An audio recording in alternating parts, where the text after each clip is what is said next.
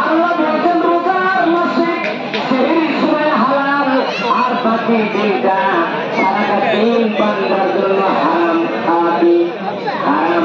আল্লাহ রাব্বুল আলামিন বললেন, আল্লাহ তোমার বান্দাকে তুমি নির্দেশ দিয়েছিলে, তোমার কোরআন প্রমাণ করেছে। হাদিস শরীফ প্রমাণ করেছে, আল্লাহ তোমার বান্দাকে সেই খাবার পরে দিনের বেলা কোনো খানা পিনা করে নেই। বলেন সুবহানাল্লাহ। এটা কার জন্য?